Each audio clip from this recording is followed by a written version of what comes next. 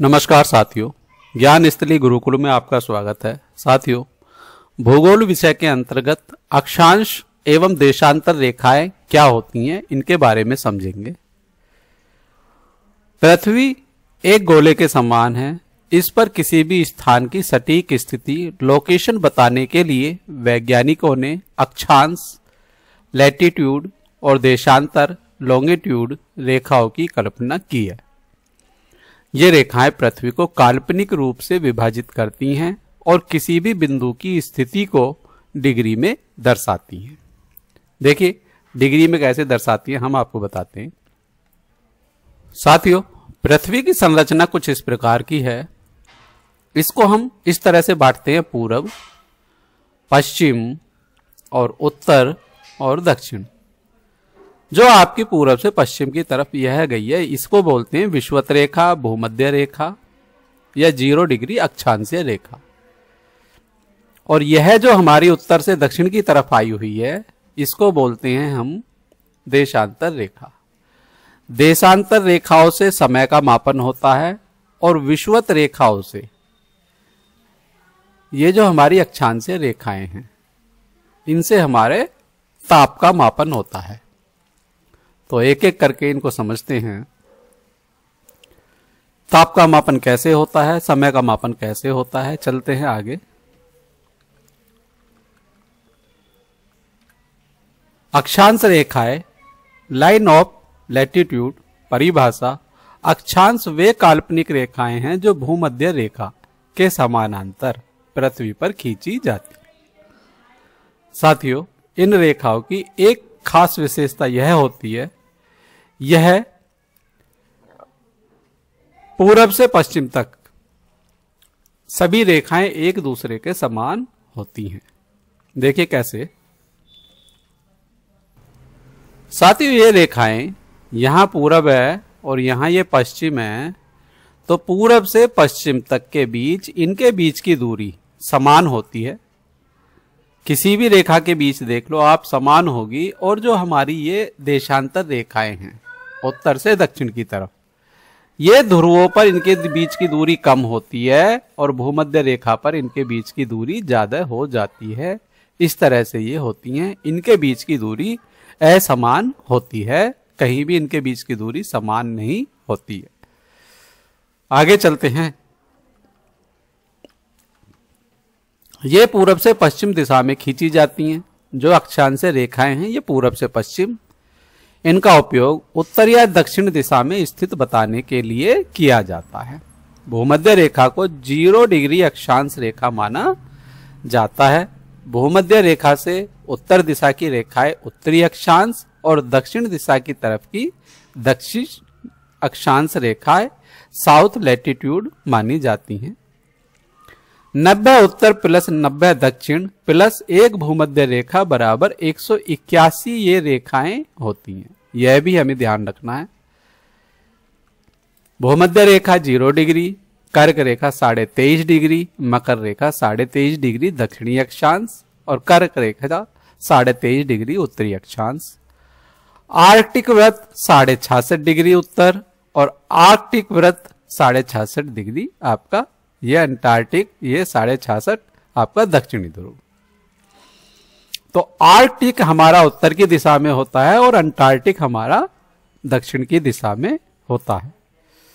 कैसे होता है देखिए, अभी हम इसको मैप के तरीके से समझते हैं।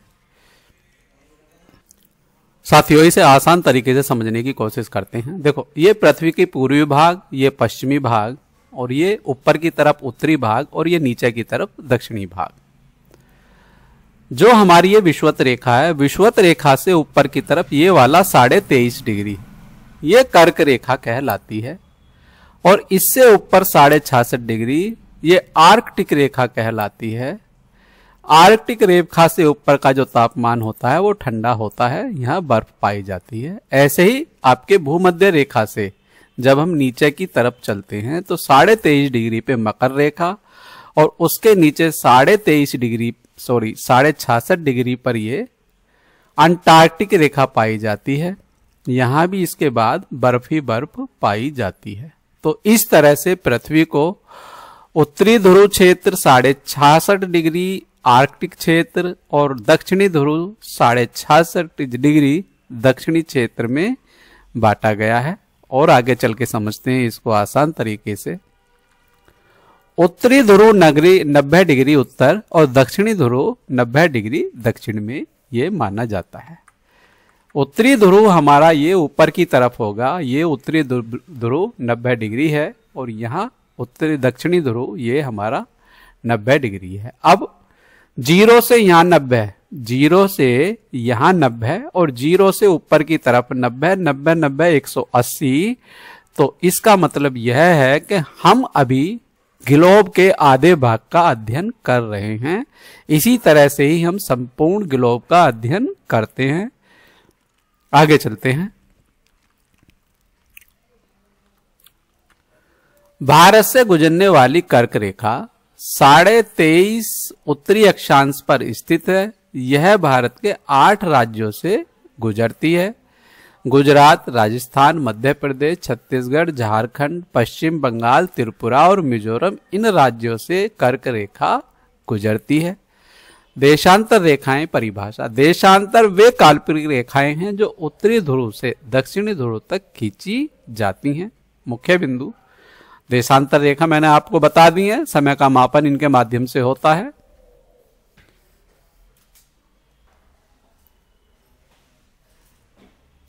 प्रधान मध्याह्न रेखा ये प्राइम मेरिडियन को 0 देशांतर माना गया है। जो हमारी ग्रीनविच रेखा है यह लंदन से गुजरती है। इस रेखा से पूर्व की ओर पूर्वी देशांतर ईस्ट लॉन्गिट्यूड और पश्चिम की ओर पश्चिमी देशांतर वेस्ट लॉन्गिट्यूड माने जाते हैं। कुल 360 देशांतर रेखाएं होती हैं। 180 पूर्व और 180 पश्चिम की तरफ यह होती हैं। भारत का मानक देशांतर 82.5 पूर्व देशांतर ईस्ट लॉन्गिट्यूड को भारत का मानक देशांतर माना गया है। यह मिर्जापुर उत्तर प्रदेश से गुजरता है। इस देशांतर के अनुसार भारत का मानक समय IST निर्धारित किया जाता है, जो GMT ग्रीनविच मैन टाइम से 5.5 घंटे भारत में आगे माना जाता है। यानी यदि इसको और आसान तरीके से समझते हैं, देखिए, यदि ग्रीनविच रेखा पर, यह हमारी 0 डिग्री देशांतर रेखा है, यदि ग्रीनविच रेखा पर 12 बजे हैं तो यहां का जो समय होगा इंडिया का यहां जो समय होगा 5.5 घंटे आगे होगा। तो इसका मतलब यहां पर 17:30 बजे होंगे। ठीक है साथियों, इंटरनेशनल टाइम के अनुसार 12 और 5:30 17:30 हमारा हो जाएगा। इस तरह से हम भारत के समय को यहां पर मांगते हैं। भारत का समय लगभग यहां पर हमारा पड़ता है। आगे चलते हैं। अक्षांश देशांतर का प्रयोग पृथ्वी पर किसी भी स्थान की सटीक स्थिति बताने में इसका प्रयोग किया जाता है। समय की गणना के लिए इसका प्रयोग किया जाता है। जलवायु क्षेत्रों की पहचान, मानचित्र में दिशा और दूरी मापने के लिए इसका प्रयोग किया जाता है। उष्ण कटिबंधीय क्षेत्र 0 से 23.5 डिग्री उत्तरी और 0 से ही 23.5 डिग्री दक्षिण की तरफ का जो है गर्म और आर्द्र होता है। देखो, इसको भी आसान तरीके से समझते हैं। उष्ण कटिबंध 0 से 23.5 उत्तर और दक्षिण दोनों दिशा की तरफ ये कह रहा है। देखो, ये हमारी 0 है, ये वाली ये 0 है। ये 0 से उत्तर ऊपर की तरफ और दक्षिण नीचे की तरफ 23.5 तक जो क्षेत्र मिलेगा वो गर्म और आर्द्र मिलेगा, क्योंकि इस क्षेत्र में सूर्य की किरणें सबसे ज्यादा समय तक पड़ती हैं, इसलिए यह गर्म और आर्द्र मिलता है। क्योंकि इसी क्षेत्र में सबसे ज्यादा वाष्पोत्सर्जन की क्रिया होती है, इसीलिए यहाँ के वायुमंडल में आर्द्रता पाई जाती है। फिर समशीतोष्ण कटिबंध 23.5 से 66.5 उत्तर और दक्षिण, यानी कि यहां से 66.5 यहां तक और यहां से यहां तक उत्तर और दक्षिण दोनों दिशाओं में ये हमारा समशीतोष्ण कटिबंध क्षेत्र है। यहाँ मध्यम जलवायु पाई जाती है, ना बहुत ज्यादा सर्दी और ना बहुत ज्यादा गर्मी। यहाँ का क्षेत्र इस प्रकार का होता है। उसके बाद है फिर शीत क्षेत्र 66.5 से 90 उत्तर और दक्षिण, यानी कि यहाँ से ऊपर 66.5 से उत्तर की तरफ ऊपर का और 66.5 से नीचे की तरफ यह आपके दक्षिण का, ये हमारा शीत कटिबंध क्षेत्र है, जहां बहुत ज्यादा ठंड होती है। यहाँ बर्फ ही बर्फ पाई जाती है। उत्तर की तरफ भी और दक्षिण की तरफ भी यहाँ बहुत ज्यादा सर्दी होती है। आगे चलते हैं। पहला प्रश्न हमारा, पृथ्वी पर सबसे प्रमुख अक्षांश रेखा कौन सी है? तो सबसे प्रमुख अक्षांश रेखा भूमध्य रेखा है। इसी के द्वारा उत्तर और दक्षिण में ताप का मापन किया जाता है। समय का नहीं, ताप का मापन किया जाता है। भूमध्य रेखा इक्वेटर 0 अक्षांश पर स्थित है और यह पृथ्वी को 2 गोलार्ध में बांटती है। इन दोनों गोलार्ध से ताप का मापन किया जाता है। पृथ्वी पर अगला प्रश्न की तरफ चलते हैं। पृथ्वी पर कुल कितनी अक्षांश रेखाएं होती हैं? पृथ्वी पर कुल 181 अक्षांश रेखाएं होती हैं। 90 उत्तर की तरफ और 90 दक्षिण की तरफ होती हैं, प्लस एक भूमध्य रेखा होती है। इस प्रकार कुल 181 रेखाएं होती हैं। अगला प्रश्न, कर्क रेखा कितने अक्षांश पर स्थित है? कर्क रेखा उत्तर की तरफ 23.5 डिग्री पर यह स्थित होती है। अगला प्रश्न, भारत में कौन सी अक्षांश रेखा गुजरती है? तो भारत में कर्क रेखा गुजरती है, जो भारत के 8 राज्यों को छूकर निकलती है। अगले प्रश्न की तरफ, कर्क रेखा भारत के कितने राज्यों से होकर गुजरती है? भारत के 8 राज्यों से होकर गुजरती है, जिसमें गुजरात, राजस्थान, मध्य प्रदेश, छत्तीसगढ़, झारखंड, पश्चिम बंगाल, त्रिपुरा, मिजोरम राज्य हैं हमारे। आगे अगला प्रश्न, भूमध्य रेखा पृथ्वी को किन 2 भागों में बांटती है? उत्तरी गोलार्ध और दक्षिणी गोलार्ध में यह बांटती है। ऑप्शन बी हमारा सही है। अगले प्रश्न की तरफ चलते हैं। 66.5 उत्तर अक्षांश को क्या कहते हैं? देखो, ये आर्कटिक क्षेत्र कहा जाता है। इसको आर्कटिक क्षेत्र बोलते हैं 66.5 से उत्तर की तरफ, और यहाँ बर्फ ही बर्फ होती है। इससे ऊपर की तरफ कुछ समय के लिए एक धूप दिखाई देती है, बस 1-2 महीने के लिए। बाकी समय में यहाँ बर्फ ही बर्फ पड़ती है। अगला प्रश्न, 66.5 दक्षिणी अक्षांश को क्या कहते हैं? 66.5 को अंटार्कटिक वृत्त कहा जाता है। ऑप्शन ए हमारा सही है। अगला प्रश्न, अक्षांश रेखाएं किस दिशा में खींची जाती हैं? अक्षांश रेखाएं पूरब से पश्चिम की तरफ खींची जाती हैं। ऑप्शन बी हमारा सही है। अगले प्रश्न की तरफ, भूमध्य रेखा पर दिन और रात की अवधि कैसी होती है? भूमध्य रेखा पर दिन और रात की अवधि बराबर होती है। यहां पर दोनों बराबर पाए जाते हैं। अगले प्रश्न की तरफ चलते हैं। कौन सी अक्षांश रेखा पृथ्वी की सबसे लंबी रेखा है? तो भूमध्य रेखा पृथ्वी की सबसे लंबी रेखा होती है। कैसे होती है देखो, अभी मैं आपको नक्शे के माध्यम से बताता हूं।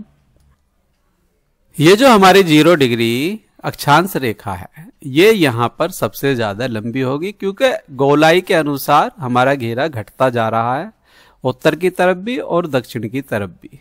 तो इसलिए भूमध्य रेखा पर अक्षांश रेखा सबसे लंबी है। ऑप्शन में देशांतर रेखा नहीं दी गई है, इसलिए यहां भूमध्य रेखा हमारा विकल्प सही है। अगले प्रश्न की तरफ, पृथ्वी का कौन सा भाग उष्ण कटिबंध कहलाता है, मतलब जहां बहुत ज्यादा गर्मी पड़ती है? तो ऑप्शन ए 0 डिग्री से 23.5 उत्तर एवं दक्षिण का भाग उष्ण कटिबंध क्षेत्र पाया जाता है।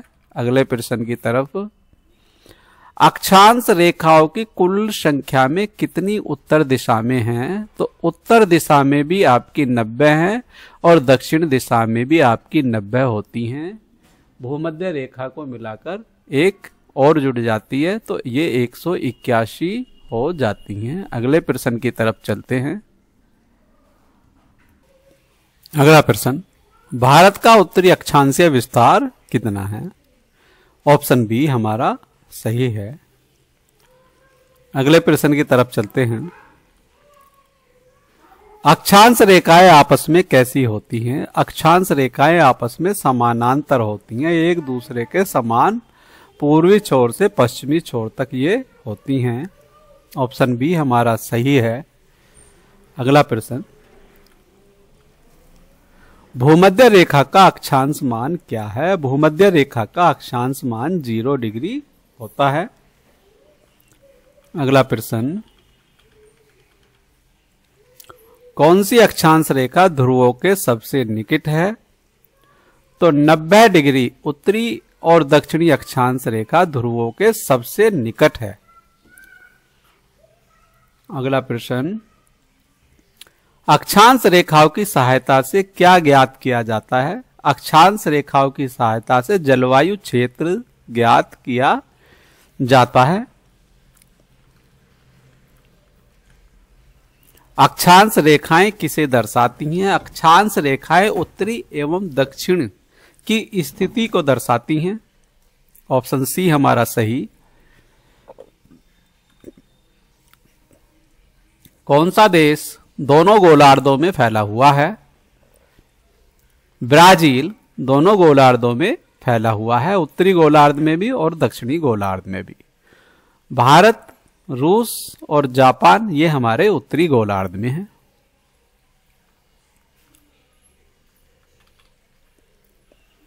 देशांतर रेखाएं किस दिशा में खींची जाती हैं? ये उत्तर से दक्षिण की तरफ खींची जाती हैं। ऑप्शन बी हमारा सही है। देशांतर रेखाओं से समय का मापन होता है। अगला प्रश्न, देशांतर रेखाएं किस रेखा पर 0 डिग्री मानी जाती हैं? प्रधान मध्याह्न रेखा पर यह 0 डिग्री मानी जाती हैं। अगला प्रश्न, प्रधान मध्याह्न रेखा कहां से गुजरती है? यह लंदन के ग्रीनविच से गुजरती है।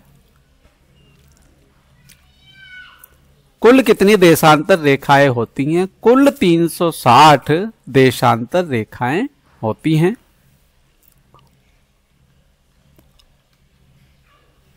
भारत का मानक देशांतर कौन सा है? ऑप्शन बी 82.5 डिग्री पूर्व मानक देशांतर रेखा है। भारत का मानक समय IST किस देशांतर पर आधारित है? यह 82.5 डिग्री पूर्व पर आधारित है। अगला प्रश्न, ग्रीनविच समय GMT से भारत का समय कितने आगे रहता है? 5.5 घंटे भारत का समय आगे रहता है। प्रत्येक देशांतर रेखा के बीच का अंतर कितना होता है? 1 डिग्री का अंतर होता है प्रत्येक देशांतर रेखा के बीच का अंतर। अगला प्रश्न, पृथ्वी 1 डिग्री देशांतर घूमने में कितना समय लेती है? तो ये 4 मिनट का समय लेती है। 180 डिग्री देशांतर रेखा को क्या कहा जाता है? अंतरराष्ट्रीय तिथि रेखा इसको कहा जाता है। अगला प्रश्न, देशांतर रेखाएं कहां मिलती हैं? देशांतर रेखाएं ध्रुवों पर जाकर मिल जाती हैं। देशांतर रेखाएं पृथ्वी को कितने भागों में बांटती हैं? देशांतर रेखाएं पृथ्वी को पूर्वी और पश्चिमी दो गोलार्ध में बांटती हैं, ये दो भागों में बांटती हैं। अगला प्रश्न, समय निर्धारण किस रेखा पर आधारित है? देशांतर रेखाओं के अनुसार समय का निर्धारण होता है। भारत में सूर्योदय सबसे पहले कहां होता है? भारत में सूर्योदय सबसे पहले अरुणाचल प्रदेश में होता है। अगला प्रश्न, देशांतर रेखाओं का अधिकतम विस्तार कहां होता है? देशांतर रेखाओं का अधिकतम विस्तार भूमध्य रेखा पर होता है। अगला प्रश्न, एक देशांतर से दूसरे देशांतर के बीच 15 डिग्री का अंतर कितने समय का अंतर दर्शाता है? 15 डिग्री का मतलब होता है 1 घंटा और 1 डिग्री का मतलब होता है 4 मिनट। भारत का समय ग्रीनविच से आगे क्यों है? भारत पूरब में है, इसलिए ग्रीनविच से आगे का समय है इसमें, और ग्रीनविच से 5.5 घंटे आगे का समय इसमें रखा गया है।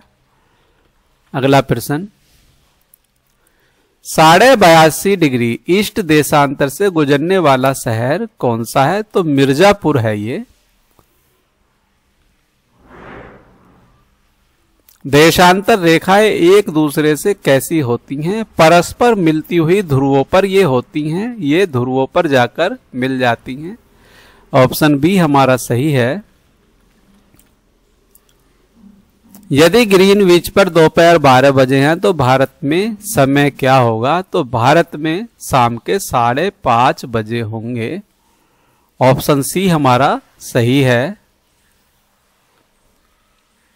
अगला प्रश्न, अक्षांश एवं देशांतर रेखाओं से बहुविकल्पीय प्रश्नों की श्रृंखला हमारी समाप्त हो गई है। इसी के साथ साथ ये हमारा डिस्क्रिप्शन शुरू हो गया है, जिसके बारे में विस्तृत जानकारी हमारे डिस्क्रिप्शन बॉक्स में दी गई है।